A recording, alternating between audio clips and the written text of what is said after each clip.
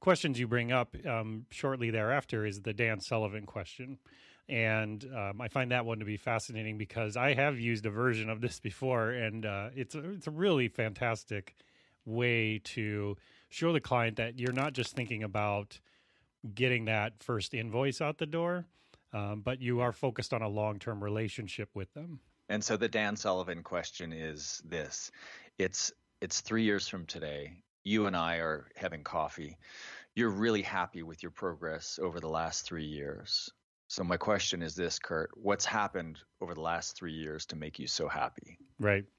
And it's called the Dan Sullivan. There's a book called The Dan Sullivan Question, and Dan Sullivan is the founder of Strategic Coach, a coaching program for entrepreneurs.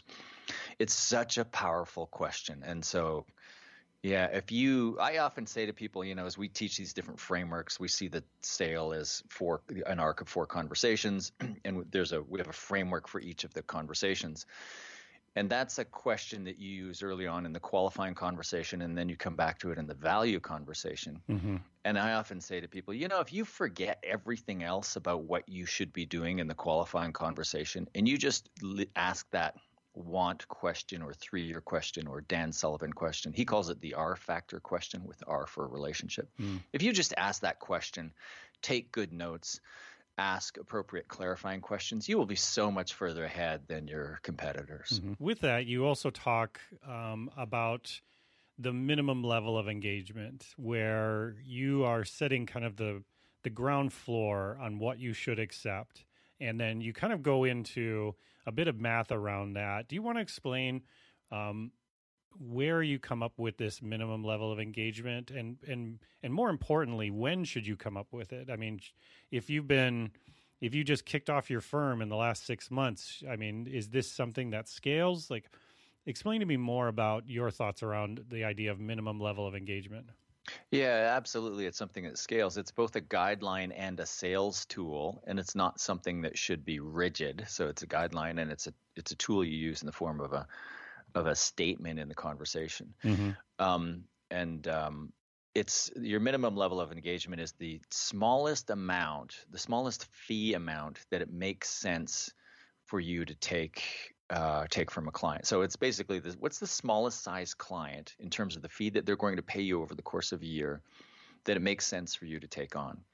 And the math for this is the starting point for the math. You have to figure out what the math is in your own firm, but the starting point for the math is take your fee income target for the year, so gross profit or adjusted gross income, whatever label you want to use, but it's basically the fees you're hoping to earn in the year, and divide it by 10.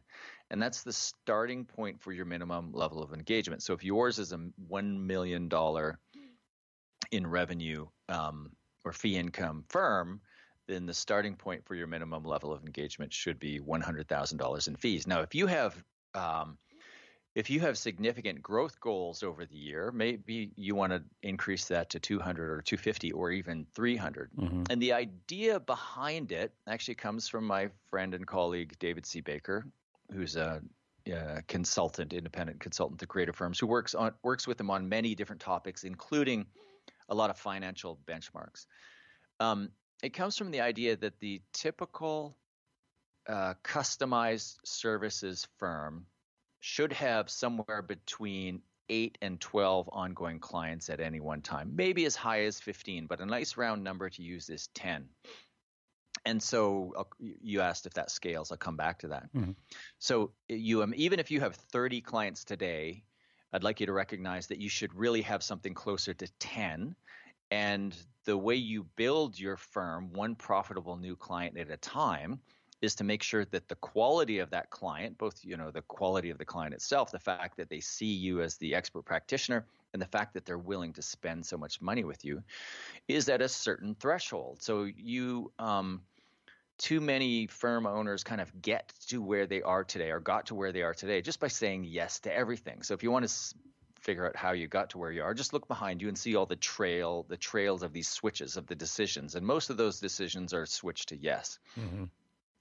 So the idea behind the minimum level of engagement is you start being more discerning about the size of the client, also encompasses the type of client. But mm-hmm. I said it's it's not just a guideline, it's a sales tool. So a sales tool in a conversation, if we're talking about you hiring my agency, Kurt, and I suspect that your firm is a little bit small for us, I might say, hey, Kurt, before we go too far, I'm a little concerned about the size of your organization and whether or not we're the right firm for you or whether or not you can afford us. We have this minimum level of engagement of $100,000 in fees over the course of the year. And then if I deliver it that way, then I'll just stop. And because silence is such a great tool in sales. And then just wait to hear what you say next. And there are a bunch of different places the conversation could go from there. You could say, well, that's not a problem. Or you can say, whoa, there's no way we're going to spend that. And then I might, if I dive into it, I might discover that you have $50,000 to spend in a short-term project, and maybe it makes sense for me to take on a $50,000 project right now because I have the capacity. But as a rule, as a salesperson, I shouldn't be pursuing ongoing engagements that are below my minimum level of engagement. And I use that tool early on. I don't have to. There's nothing that says you have to use it with every client. Sure. But I use it in situations where I suspect we might be thinking about different budget amounts, or I just want to present a financial hurdle for you to jump over.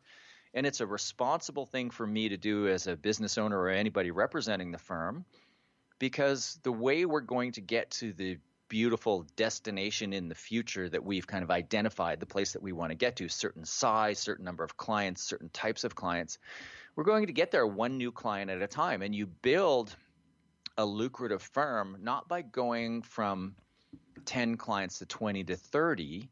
You should have, in a customized services firm, again, you should have roughly 10 clients. Maybe it's a little bit lower, maybe it's a little bit higher, maybe it's as much as 50% higher, but you have roughly 10 clients, and you're churning through those clients at a nice, healthy pace. And, according to the stats from David C. Baker, that's about 25 to 33% client turnover per year. So you should see the business development function as managing a healthy churn of a small stable of high quality, well-paying clients.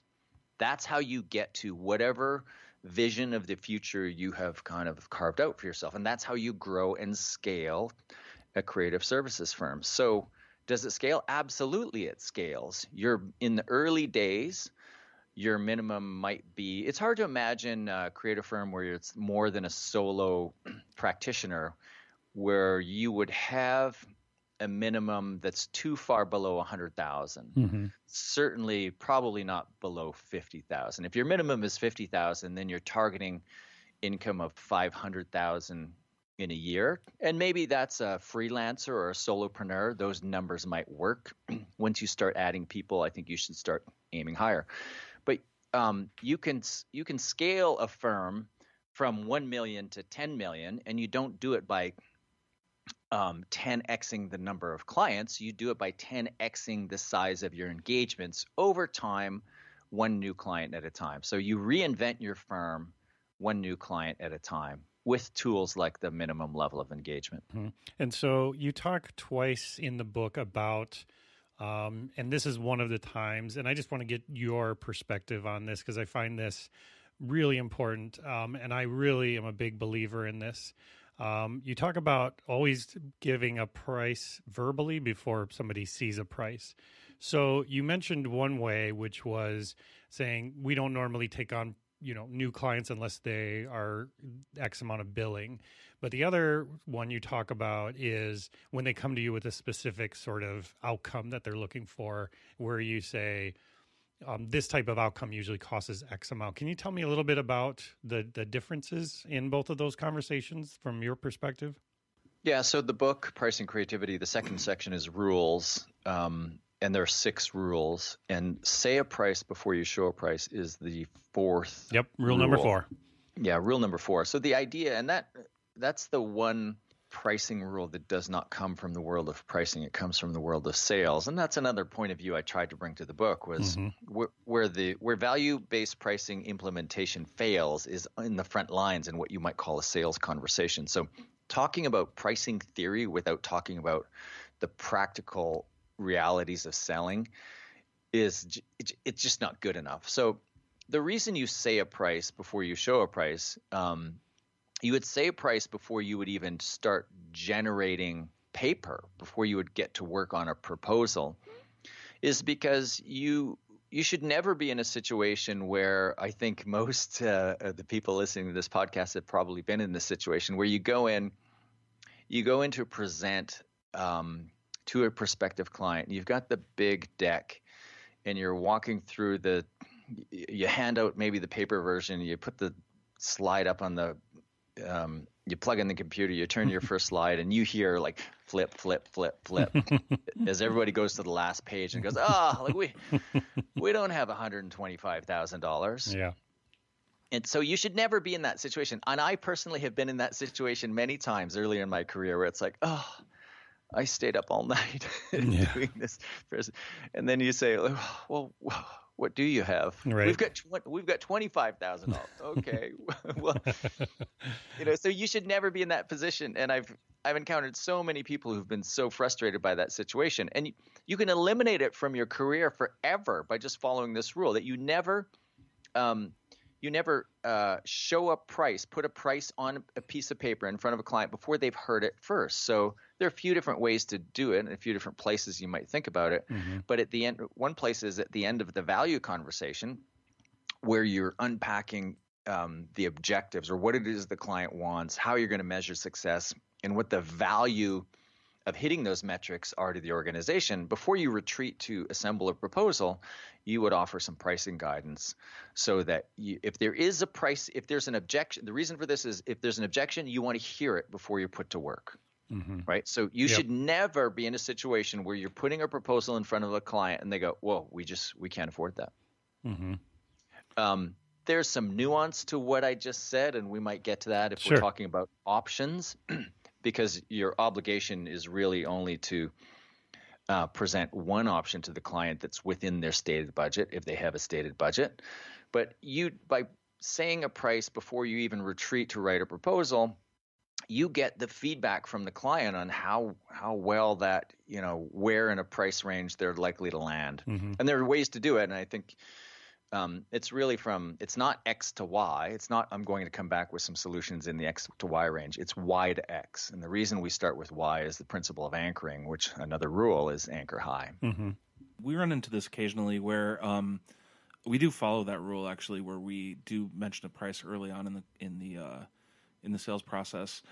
What's your suggestion for dealing with an inevitable situation that does happen sometimes, which is after you do go back and you do start going through this stuff and you do start talking about, talking to the people who are actually going to make it, and the price that you originally quoted is just not feasible?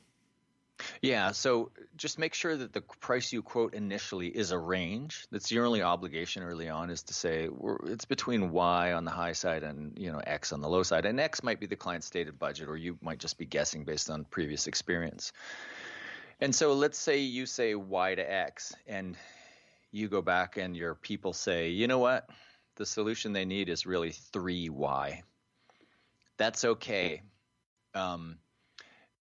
You can go back to the client with an option that is priced at 3 times your highest range. And you might just let them know in advance, so you're not freaking them out, right? Just let them know, hey, we're almost ready. We're going to be ready for this tomorrow, assuming you've set up a time to talk already.